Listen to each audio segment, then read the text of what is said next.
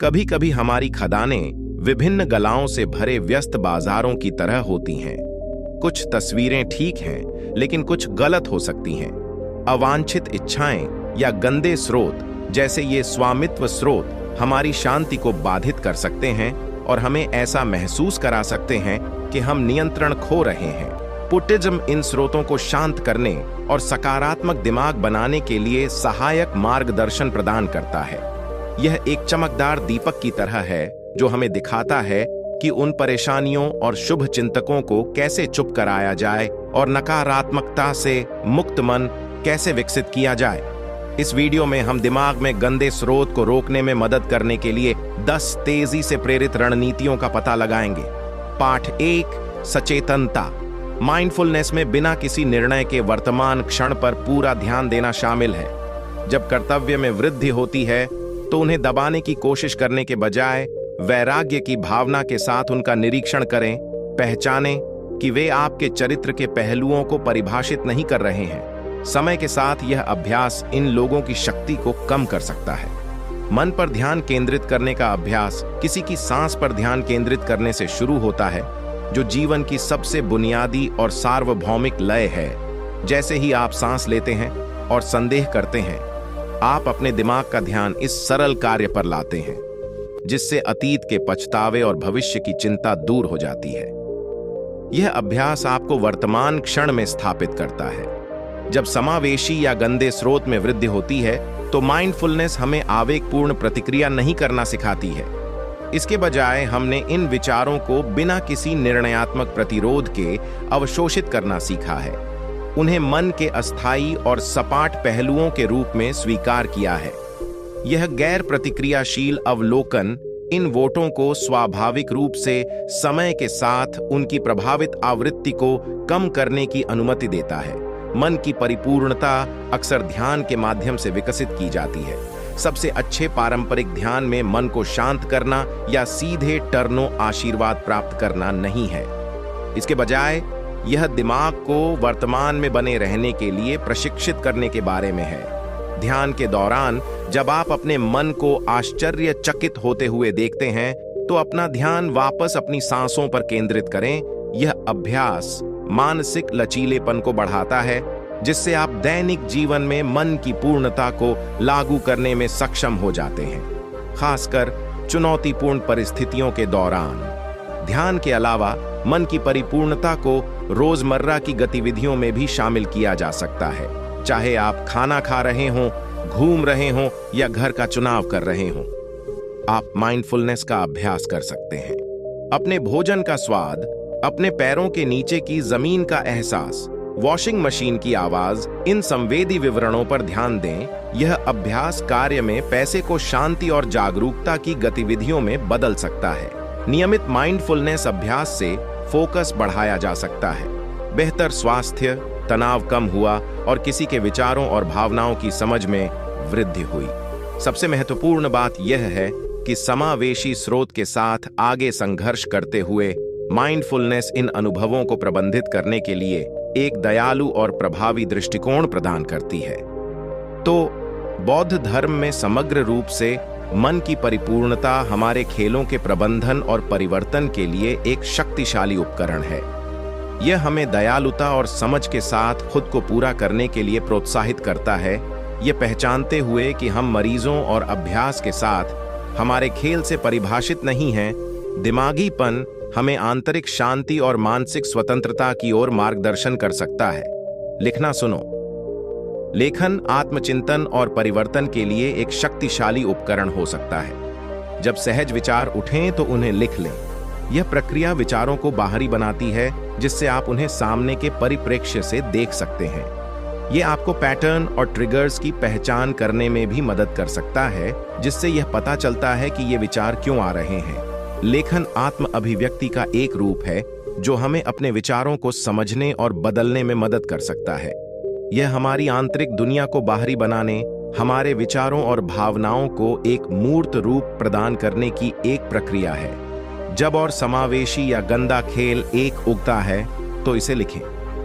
यह अभिनेता लेखन अभ्यास का कार्य करता है। सबसे पहले यह आपको विचार से दूर करने में मदद करता है। जिससे आप इसे अपनी पहचान के हिस्से के बजाय एक बाहरी वस्तु के रूप में देख सकते हैं। दूसरा, यह चौथे को अधिक निष्पक्षता से जांचने का एक साधन प्रदान करता है। जैसे आप लिखते हैं, खुद को आंखें या सेंसर न करें, अपने गले को पृष्ठ पर स्वतंत्र रूप से बहने दें। यह गैर निर्णयात्मक दृष्टिकोण स्वीकृति के सर्वोत्तम सिद्धांत के अनुरूप है, बिना किसी प्रतिरोध के हमारे विचारों और भावनाओं को स्वीकार करना। लेखन हमारे मानसिक पैटर्न और वाक्यों को प्रतिबिंबित करने वाले दर्पण का भी सर्वेक्षण कर सकता है। जैसे जैसे आप समय के साथ अपनी फदलौट लिखना जारी रखेंगे, आपको पैटर्न नजर आने लगेंगे। आप कुछ व्यापारियों या आवर्ती विषयों की पहचान कर सकते हैं। यह जागरूकता परिवर्तन की दिशा में पहला कदम है। बुद्धिज्म सिखाता है कि सब कुछ परिवर्तन के अधीन है, जिसमें हमारे विचार और भावनाएं भी शामिल हैं। अपने विचारों को लिखकर हम परिवर्तन की प्रक्रिया में लगे हुए हैं। हम अपने खेलों को चुनौती देना और फिर से तैयार करना बंद कर सकते हैं। नकारात्मक या अनुपयोगी वोट पैटर्न को एक बार और अधिक सकारात्मक और रचनात्मक के साथ रख सकते हैं। लिखने के कई फायदे हैं। यह आत्म जागरूकता में सुधार करता है, भावनात्मक स्वास्थ्य को बढ़ावा देता है, खेल की स्पष्टता को बढ़ाता है और राहत की भावना प्रदान करता है।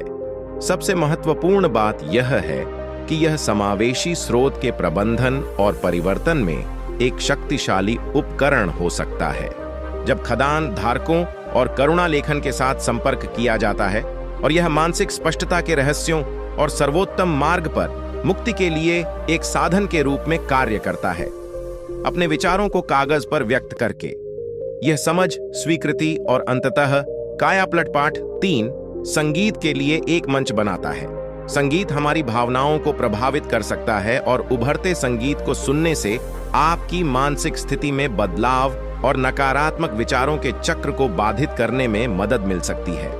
ध्यानपूर्ण संगीत का ब्रिटिश मौका विशेष रूप से प्रभावी हो सकता है। संगीत मनोरंजन का एक साधन मात्र नहीं है, यह सचेतनता का एक माध्यम है, परिवर्तन का एक उपकरण है और आंतरिक शांति का मार्ग है।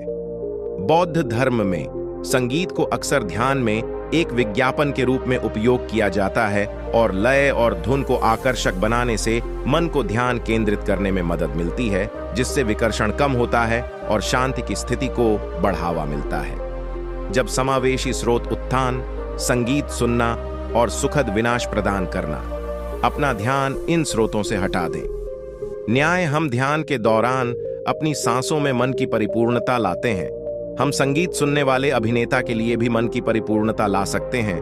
विभिन्न वाद्य यंत्रों, राग, लय पर ध्यान दे सकते हैं और सुरों के बीच खलनायक। यह अभ्यास आपको उपस्थित रहने और इसमें संलग्न रहने में मदद कर सकता है, जिससे हमारे चावल के लिए आत्मनिरीक्षण सूट के लिए जगह कम हो जाती है। अच्छे डिस्क संगीत की शूटिंग मेलोडी, जिसमें शांत और हिम्स शामिल हैं, शांति, करुणा और ज्ञान के शक्तिशाली संदेश देते हैं। इस संगीत के गहन संदेशों में स्वयं को डुबोने से सकारात्मक स्रोत और भावनाओं को प्रभावी ढंग से नकारात्मक और समावेशी स्रोत का प्रतिकार किया जा सकता है। इसके अतिरिक्त इन मेलों की आने वाली प्रकृति विश्राम और आंतरिक शांति की संयमित स्थिति का परिचय देने की क्षमता रखती है।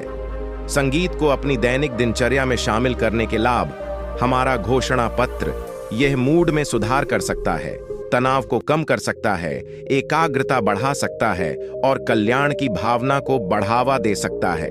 सबसे महत्वपूर्ण बात यह है कि जब दिमाग से उपयोग किया जाता है तो संगीत समावेशी विचारों को प्रबंधित करने और बदलने में एक शक्तिशाली उपकरण हो सकता है। हम संगीत को शांत और खुले दिमाग से देखते हैं। यह हमें बौद्ध यात्रा पर शांति और स्पष्टता पाने में मदद कर सकता है। संगीत आनंद और जागरूकता को जोड़ता है, जो हमें हमारे क्रायोटिक स्रोत से एक सुखद अवकाश देता है। सुनो 4, सो जाओ। एक अच्छी तरह से आराम पाने वाला दिमाग समावेशी स्रोत को प्रबंधित करने के लिए बेहतर ढंग से सुसज्जित होता है। बौद्ध धर्म मन को सहारा देने के साधन के रूप में शरीर की देखभाल के महत्व पर जोर देता है। नियमित आरामपूर्ण नींद आपके समग्र मानसिक स्वास्थ्य और लचीलेपन में सुधार कर सकती है। बुद्धिज्म में नींद लगभग एक शारीरिक आवश्यकता नहीं है, बल्कि एक अभ्यास है जिसे मानसिक और आध्यात्मिक विकास के लिए विकसित किया जा सकता है। वुडन ने स्वयं एक संतुलित जीवन शैली बनाए रखने के महत्व के बारे में बात की, जिसमें बिस्तर पर जाने से पहले पर्याप्त नींद, अभ्यास, मन की पूर्णता, ध्यान शामिल है। इसमें आपकी सांसों पर ध्यान केंद्रित करना और बिना किसी निर्णय के आपका अवलोकन करना शामिल है। यह अभ्यास आपके दिमाग को शांत करने और आरामदायक नींद के लिए तैयार करने में मदद कर सकता है। बौद्ध धर्म अनासक्ति का सिद्धांत सिखाता है, यदि आप दृढ़ता के कारण सोने में असमर्थ हैं, तो विचारों से उलझे बिना उन्हें स्वीकार करने का अभ्यास करें और धीरे से अपने दिमाग को वर्तमान क्षण में वापस ले जाएं। सोने से पहले अपने और दूसरों के प्रति दया की भावना पैदा करें। यह सकारात्मक मानसिकता चिंता को बढ़ाने और बेहतर नींद लाने में शुल्क की भावना को बढ़ावा देने में मदद कर सकती है। एक नियमित नींद कार्यक्रम बनाए रखने का प्रयास करें। बूढ़े मध्य मार्ग पर जोर देते हैं ना कि बहुत अधिक नींद लें या स्वयं को भ्रष्ट न करें।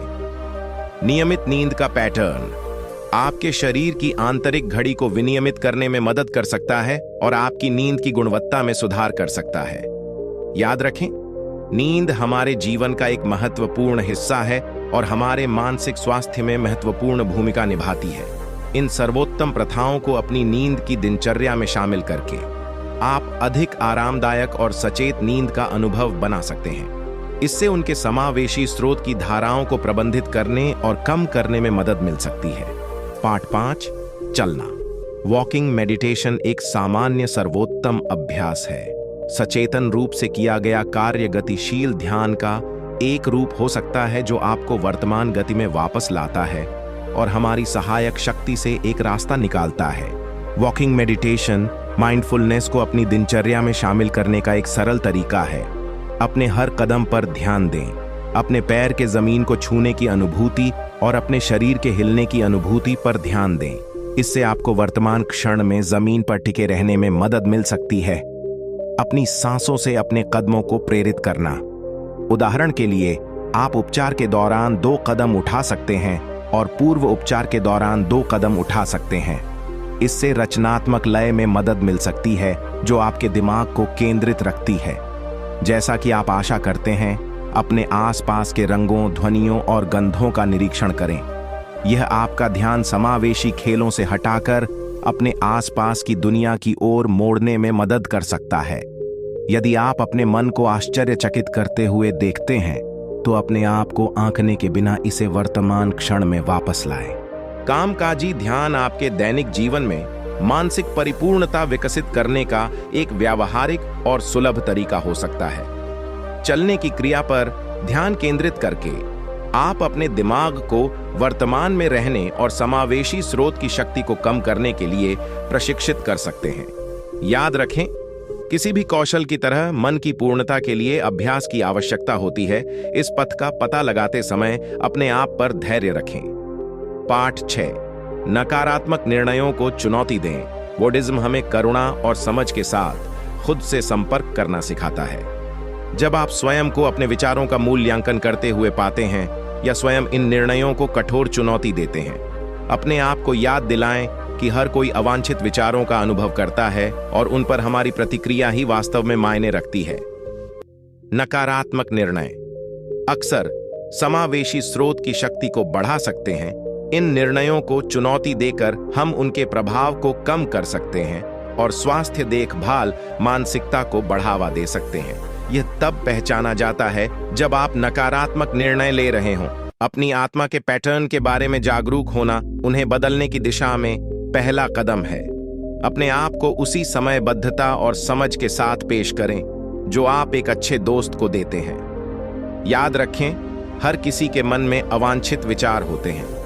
यह मानव होने का एक हिस्सा है। अपने आप से पूछें कि क्या आपके निर्णय सटीक या सहायक हैं।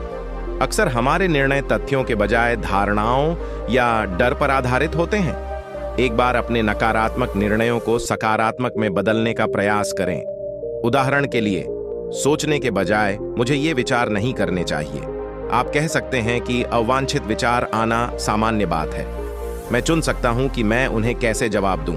नियमित ध्यान आपको अपने फ्लॉट पैटर्न के बारे में अधिक जागरूक बनने और उनके प्रति गैर निर्णयात्मक रवैया विकसित करने में मदद कर सकता है। याद रखें, बौद्ध धर्म हमें सिखाता है कि हमारे गले स्वाभाविक रूप से अच्छे या बुरे नहीं हैं। यह उनके प्रति हमारी प्रतिक्रिया है, जो नकारात्मक निर्णयों को चुनौती देकर उन्हें शक्ति प्रदान करती है।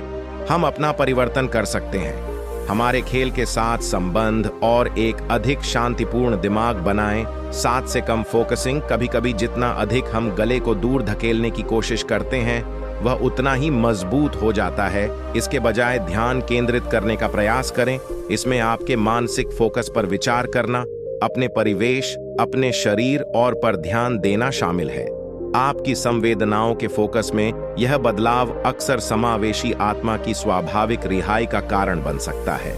कभी कभी हम किसी आत्मा को जितना अधिक दूर धकेलने का प्रयास करते हैं, वह उतनी ही अधिक मजबूत होती जाती है और इसके बजाय निष्फल प्रयास करती है।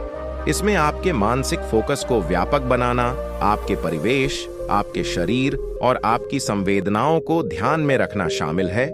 फोकस में यह बदलाव अक्सर समावेशी आत्मा की प्राकृतिक रिहाई का कारण बन सकता है। अनफोटोइंग एक सबसे अच्छा अभ्यास है जो हमें प्रोत्साहित करता है एक ही फोटो समस्या पर अपने संकीर्ण ध्यान केंद्रित करने के लिए और तुरंत अपने वर्तमान अनुभव के बारे में एक व्यापक जागरूकता को प्रभावित करने के लिए अपनी शारीरिक संवेदनाओं के बारे में जागरूक होकर शुरुआत करें। कुर्सी पर अपने शरीर के वजन को महसूस करें, हवा का तापमान, आपके आसपास की आवाजें। इससे आपको अपना ध्यान अपने विचारों से हटाने में मदद मिल सकती है। इसके बाद अपने आसपास का निरीक्षण करें, रंगों, आकारों और गतिविधियों पर ध्यान दें। किसी भी चीज पर ध्यान केंद्रित किए बिना पूरे दृश्य को आत्मसात करने का प्रयास करें। अपना ध्यान अपनी सांसों पर लाइए, अपनी छाती के उभार और मूर्खता को महसूस करें। आपके शरीर में हवा के प्रवेश करने और छोड़ने की अनुभूति, यह आपको वर्तमान क्षण में प्रवेश करने में मदद कर सकती है। यदि आप देखते हैं कि आपका मन समावेशी प्रवाह की ओर लौट रहा है, तो उससे लड़े नहीं। इसके बजाय उसे उलझे बिना उसकी उपस्थिति को स्वीकार करें।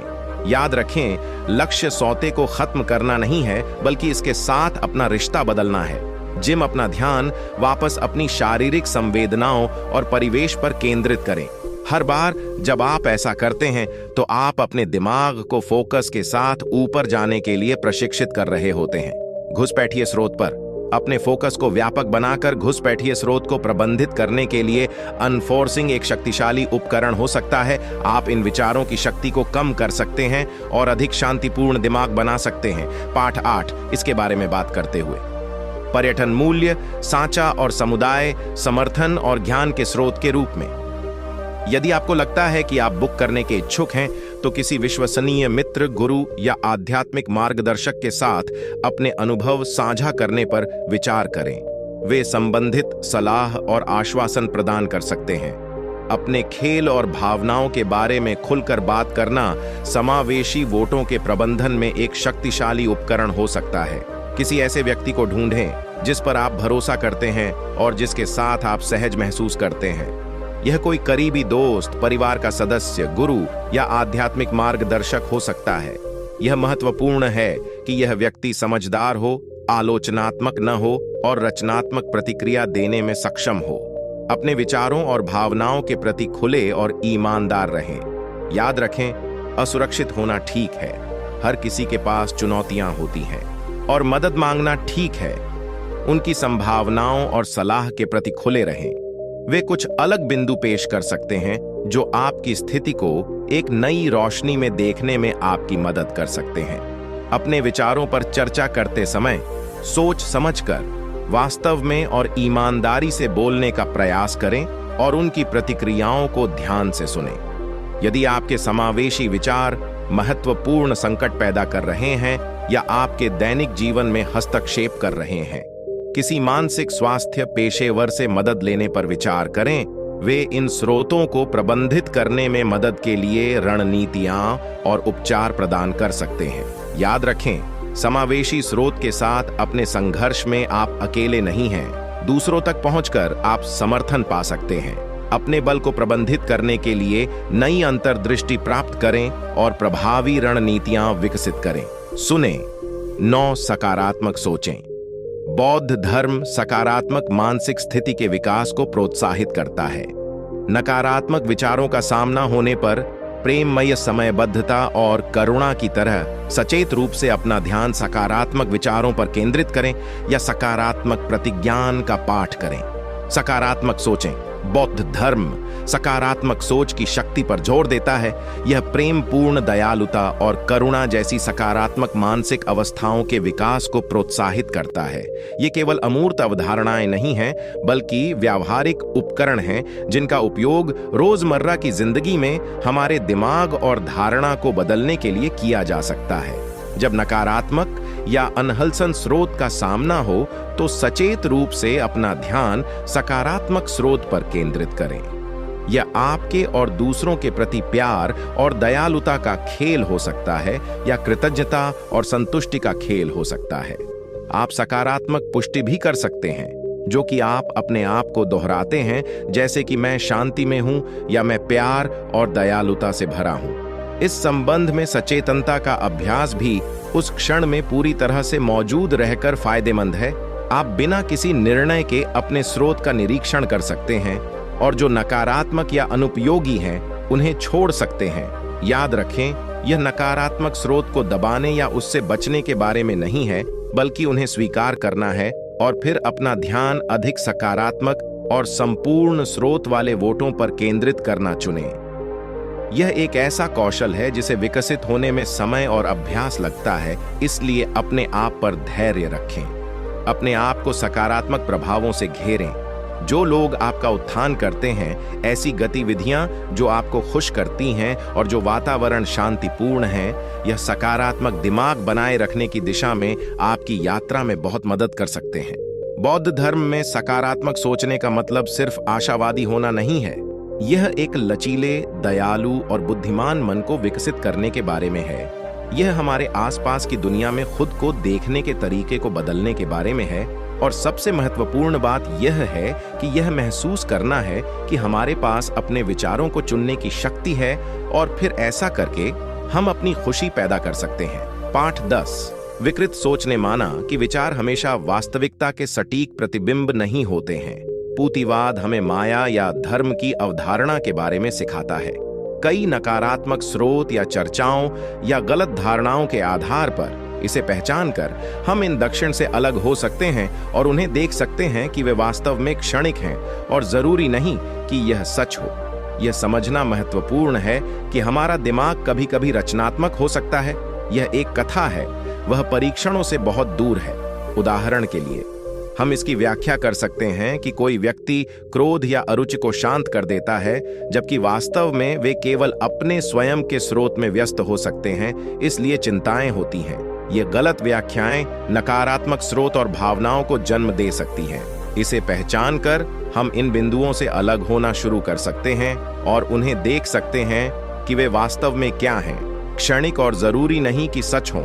इसका मतलब यह नहीं है कि हम अपने आश्चर्य के स्रोत को नजरअंदाज कर दें, बल्कि हम बिना निर्णय या लगाव के उनका निरीक्षण करते हैं, यह समझते हुए कि वे स्थायी नहीं हैं, बल्कि वे समुद्र में लहरों की तरह आते हैं और चले जाते हैं। इस संबंध में माइंडफुलनेस और ध्यान अभ्यास विशेष रूप से सहायक हो सकते हैं। वे हमें दूर से ही अपने विचारों और भावनाओं का निरीक्षण करने की अनुमति देते हैं, उनमें फंसे बिना।